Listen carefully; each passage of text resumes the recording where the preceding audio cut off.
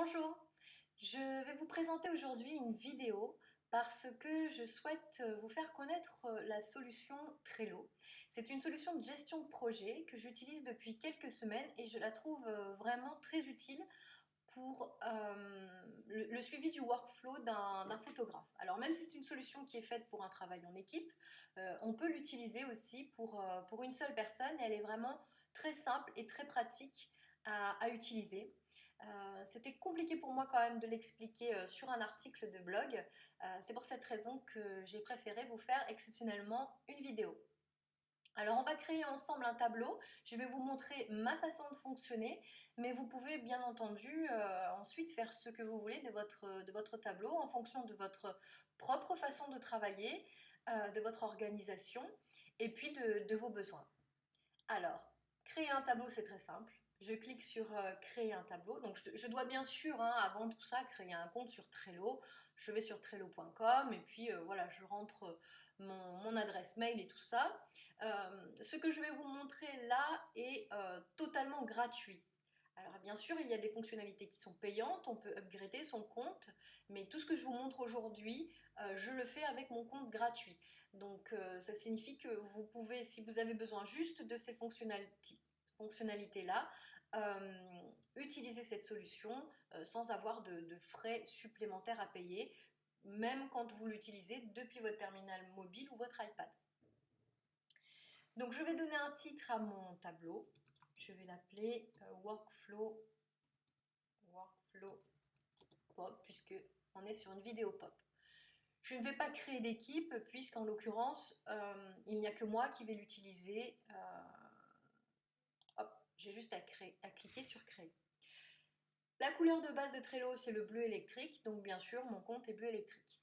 Je peux modifier la couleur du fond, bien entendu, mon choix est assez limité puisque je suis en version gratuite.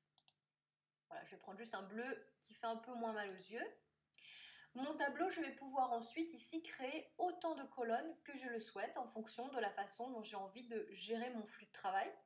Alors personnellement, je préfère avoir peu de colonnes pour que visuellement je puisse rapidement voir où j'en suis.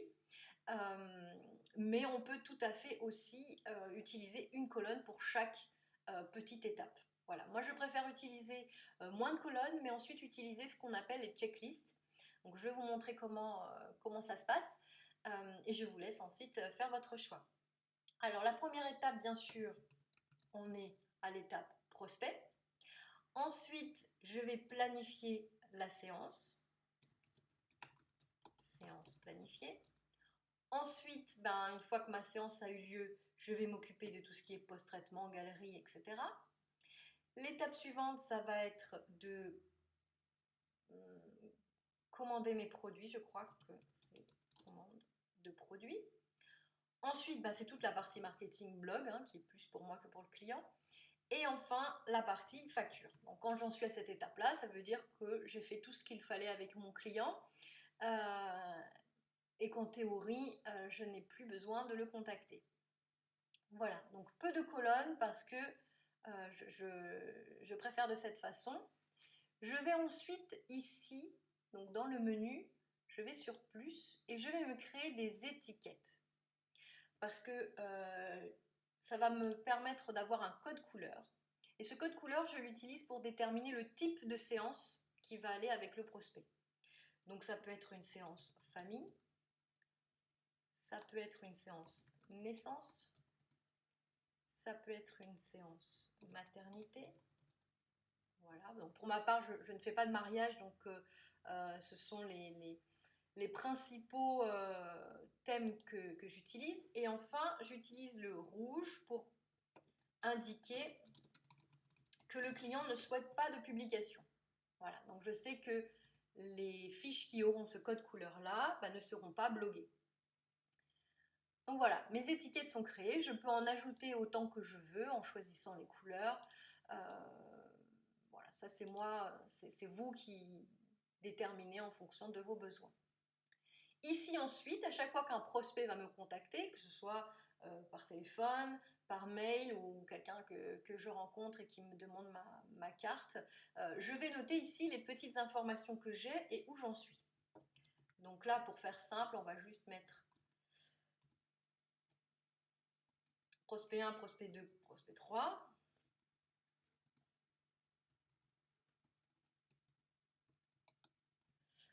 Voilà. De façon à avoir un petit peu de matière pour que vous puissiez voir comment ça va fonctionner. Ensuite, ce prospect, eh bien, au fur et à mesure que je vais avancer dans ma relation client, je vais rajouter des informations. Alors, la façon dont j'aime fonctionner moi, comme je vous l'ai dit, c'est par checklist. Donc, je vais créer une checklist que je vais appeler prospection.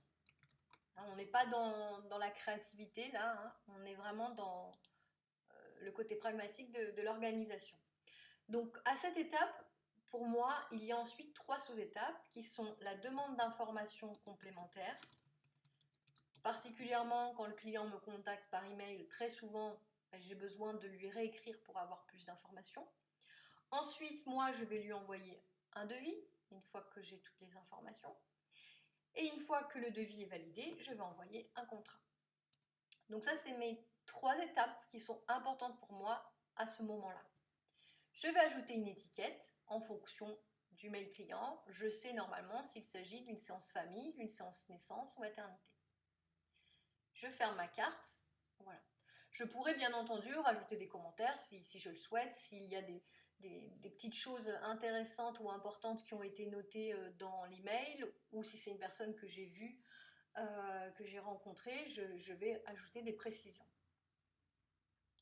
Donc on remarque ici que ma carte a ajouté donc le code couleur et que je sais que je suis à l'étape 0/3. Voilà. Le prospect suivant, ben, je vais pouvoir ajouter par exemple un petit commentaire contacté lors du salon de bébé par exemple. Ce qui peut être important pour moi pour me rappeler ces jours-là où est-ce que j'ai eu cette information. Je vais pouvoir ajouter aussi l'étiquette. Et je vais enfin ajouter ici la checklist. Alors du coup, j'utilise tout le temps la même, parce que si à chaque fois je modifie ma checklist, du coup, je ne sais pas à quoi correspondent ces étapes 0/3. Donc c'est vraiment important pour moi ici de récupérer à chaque fois la checklist prospection. Je lui redonne le même nom, de façon à chaque fois pouvoir récupérer la même. Hop, je l'ajoute et elle se met. Donc c'est quelqu'un que j'ai rencontré sur un salon, donc je n'ai pas besoin d'informations complémentaires. Je lui ai même déjà donné mon prix. On va dire que je suis dans l'attente de son retour pour finaliser le contrat. Voilà. Donc quand je ferme, je vais voir ici, code couleur naissance. Il y a un petit commentaire, effectivement, il y a une annotation sur la carte. Et je suis à l'étape 2/3. Voilà, et donc chaque carte, au fur et à mesure que j'avance, je vais pouvoir le mettre à jour. Je peux le faire depuis mon téléphone, je peux le faire quand je suis au bureau, donc c'est vraiment pratique et j'ai accès à l'information en temps réel. Donc je ne perds pas de temps, il n'y a rien besoin de synchroniser ou de cliquer nulle part, ça se fait tout seul, ça s'enregistre tout le temps, tout seul. Une fois que ce prospect, par exemple ici, eh bien, j'ai reçu ma demande d'info, il a validé le devis, il a validé le contrat. Je vais pouvoir ajouter, en général, si j'ai envoyé mon contrat, c'est qu'il y a une date pour cette séance. Donc je vais ajouter ici l'échéance. Pour moi, c'est ma date de la séance photo. Donc par exemple, je vais le mettre à samedi, peut-être pas midi, à 9 h, voilà. Hop, j'enregistre. L'échéance est bien ajoutée ici. Je peux ajouter un commentaire, par exemple, j'aime bien noter le lieu.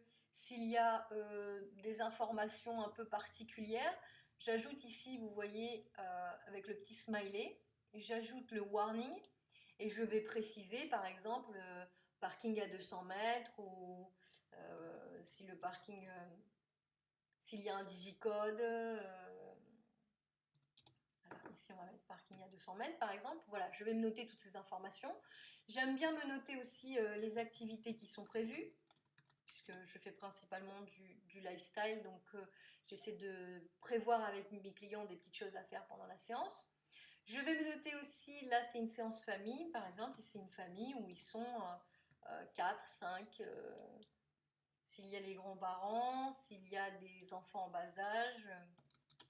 Voilà, je me note tout ce qui est nécessaire pour moi à savoir avant la séance, sachant que parfois je vais planifier une séance un mois ou 2 mois à l'avance, donc je peux oublier certaines informations. L'idée, c'est de pouvoir relire cette fiche la veille, avoir toutes ces informations. Ensuite, je me note sur un papier ce qui est important parce que des fois, la séance a lieu en montagne et j'ai pas beaucoup de réseau, donc je vais pas avoir accès à Trello hors ligne. Du coup, je me note au moins l'adresse et les informations qui me semblaient importantes. Donc voilà, mon commentaire s'est ajouté ici, la date est bien prise en compte, je ferme. Ici, j'ai bien la date, j'ai bien mon commentaire et je vais prendre cette carte et je vais la basculer ici, puisque maintenant ma séance, elle est passée à planifier. Voilà, voilà comment j'avance progressivement. Une fois que la séance a lieu, je vais prendre cette carte et je vais la basculer ici dans post-traitement.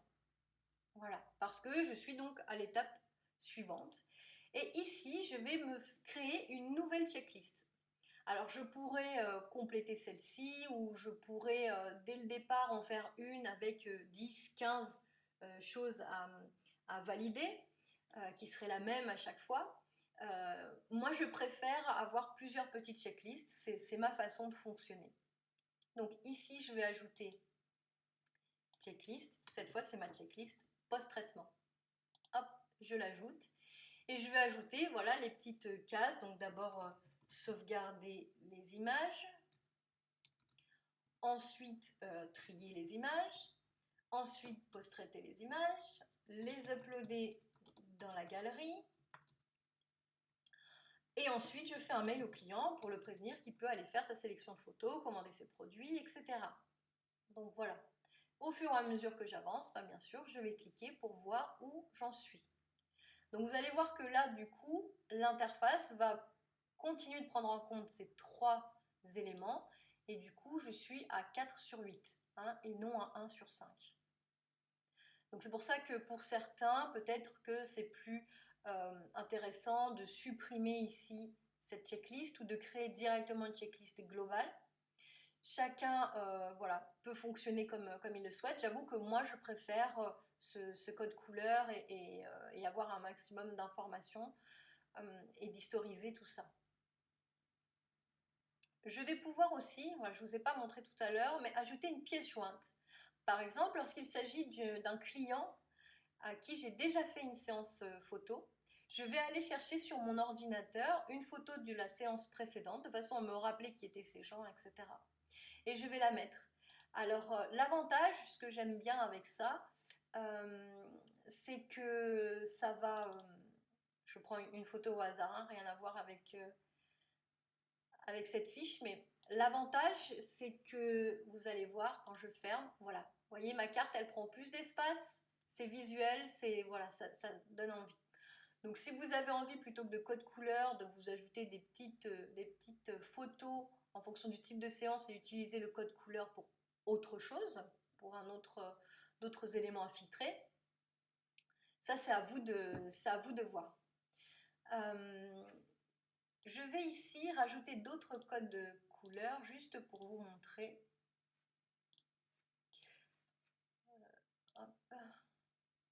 Par exemple, pas de publication, vous voyez, je peux mettre 2 codes couleurs. Par exemple, si cette maman, elle souhaite une séance, mais et elle aussi, elle ne veut pas de publication. Donc je vais pouvoir ensuite, par exemple, ici, quand je suis dans mon menu, lui dire de filtrer les cartes. Et je vais pouvoir utiliser ce code couleur aussi en tant que filtre pour voir par exemple toutes les séances pour lesquelles je n'ai pas l'autorisation de publication, ou alors de m'afficher toutes les séances famille à venir. Voilà. Donc c'est vraiment utile ces étiquettes, c'est pas uniquement un code couleur, c'est pas uniquement quelque chose de visuel, c'est quelque chose qui va vous permettre aussi de filtrer à un moment donné quand vous avez envie de savoir où vous en êtes. Vous allez pouvoir filtrer aussi en fonction de à qui vous avez assigné cette tâche. Donc là, en l'occurrence, il n'y a que moi sur le tableau, mais si jamais on était plusieurs personnes, je peux aussi aller voir, tiens, elle où elle en est. Je peux aussi filtrer, bien sûr, par date. Donc voilà, donc c'est assez intéressant. Alors je peux fermer ce petit menu. Une fois que ici, j'ai avancé sur ma checklist, j'ai trié mes photos, j'ai fait le post-traitement, j'ai uploadé la galerie, j'ai fait le mail au client. Hop, ma carte, je vais la passer dans commande puisque je vais aller commander mes produits. Puis ensuite, je vais la passer dans blog. Là, pareil, je vais me créer une nouvelle checklist avec les différentes choses à faire, c'est-à-dire la bloguer sur Facebook, pardon, la bloguer sur mon blog, écrire un article sur mon blog, la partager sur Facebook, sur Twitter, me faire une petite photo pour carré pour Instagram. Et souvent, je demande aussi un témoignage client ou je demande au client, enfin, je préviens le client par mail s'il a envie de partager lui aussi la séance quand il est la star de mon blog, etc. Donc, je peux me refaire aussi je me refais aussi une checklist à cette étape-là. Une fois que ça c'est fait, ma fiche, elle vient ici dans facture, je la facture et en théorie, je n'ai plus besoin de revenir sur cette carte. Je vais avancer de la même façon avec ces fiches. Celles qui sont annotées en rouge, elles vont passer de commande à facture, sans passer par la case blog, vu que le client ne souhaite pas apparaître sur le blog. Une fois que mon mois est terminé, je vais garder tout ce que j'ai en cours, donc tout ce qui est sur ces tableaux ici. En revanche, au niveau facturation, j'ai plus besoin de tout ce qui a été facturé sur ce mois. Je veux voir uniquement apparaître ce qui va y avoir sur le mois qui arrive. Et du coup, j'aurai juste à archiver mes fiches. Voilà. Et elles ne sont pas supprimées, donc par le menu ici, je peux à tout moment regarder mes éléments archivés. Voilà. Et donc il me montre que j'ai ces deux éléments. Donc ce n'est jamais perdu. Je peux à tout moment revenir dessus. Et je peux même le restaurer si j'ai envie voilà, si j'ai fait une erreur et que finalement elle sera facturée sur le mois prochain, voilà, je peux à tout moment revenir en arrière. Donc ce qui est assez intéressant, je vais vous montrer aussi, voilà, si je prends ici mon prospect numéro 2 et que je vais créer la checklist liée à la partie prospection. Donc je le note toujours de la même façon, ça fait un peu monomaniaque, mais mon objectif c'est de toujours avoir en tête mes étapes pour savoir toujours exactement où j'en suis très rapidement.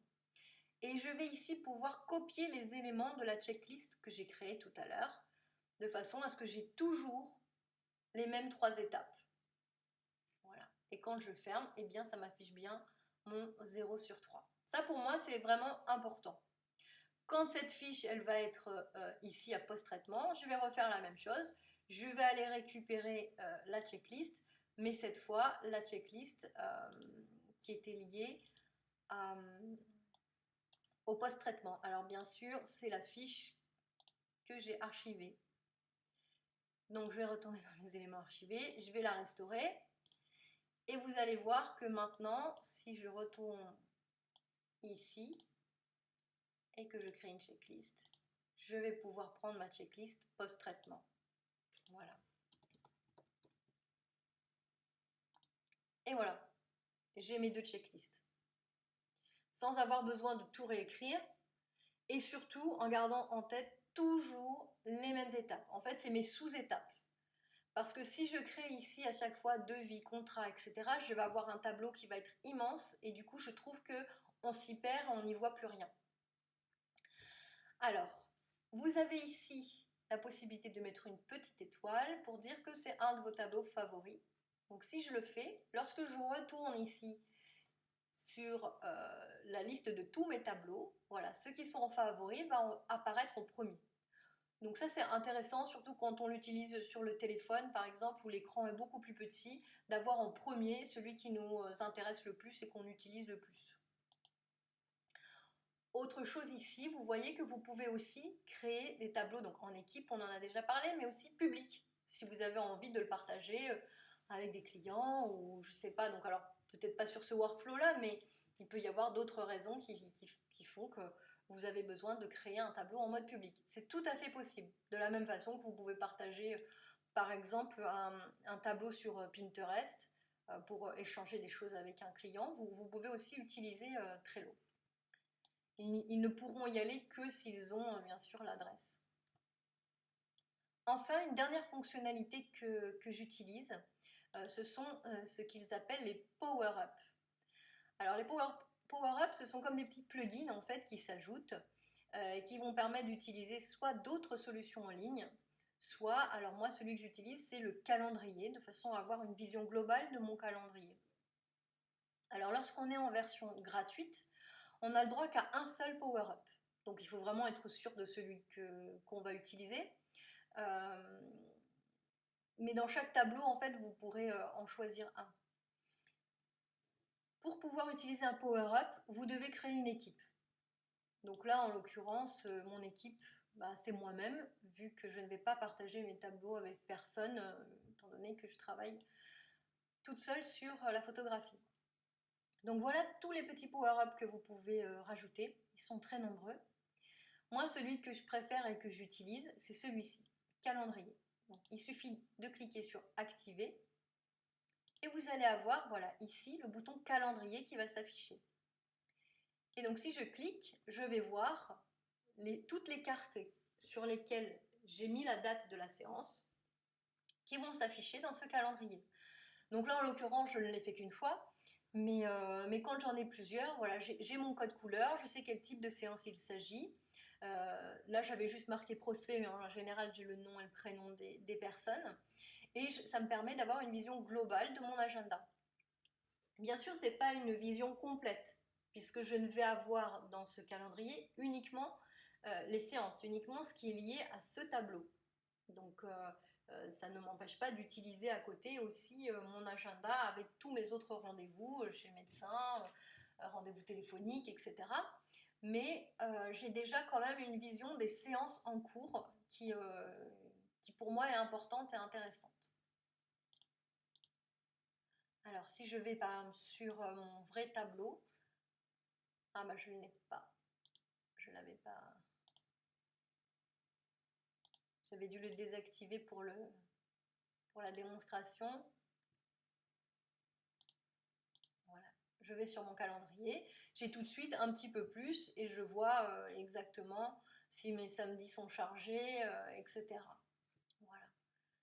Je l'avais désactivé pour pas voilà, avoir d'équipe qui apparaissait tout à l'heure quand je vous ai présenté la solution. Donc là, j'ai donné des noms d'équipes différentes. Alors, il m'affiche comme si j'avais deux équipes, mais bien sûr, il n'y a que moi. Une fois que je n'ai plus besoin d'un tableau, je peux à tout moment l'archiver ou le supprimer, ou supprimer une équipe. Je vous laisse explorer après les subtilités pour voir comment vous souhaitez fonctionner. C'est vrai qu'au début aussi, on peut archiver pas mal de choses parce qu'on ne sait pas trop comment ça fonctionne et c'est le temps de trouver aussi ces bébés. Mais j'espère que, en tout cas, cette démonstration vous aura donné envie de tester et d'explorer la solution et d'y trouver peut-être un flux de travail facilité plutôt que d'avoir des feuilles dans tous les sens, ou peut-être certains ont des CRM et tant mieux, c'est super. Du coup, vous allez voir que dans les Power Up, il y a certains CRM qui sont pris en compte et pour lesquels vous allez pouvoir synchroniser vos informations aussi. Je reste à votre disposition si vous avez des questions sur cet outil. Vous pourrez les noter en commentaire de l'article. Si vous l'utilisez et que vous trouvez des petites subtilités sympas et qui peuvent aider la communauté de photographes, n'hésitez pas aussi à nous en faire part. On pourra faire de nouvelles vidéos, de nouveaux articles et mettre à jour ce blog progressivement en fonction des avancées sur le système. Je vous souhaite une belle journée.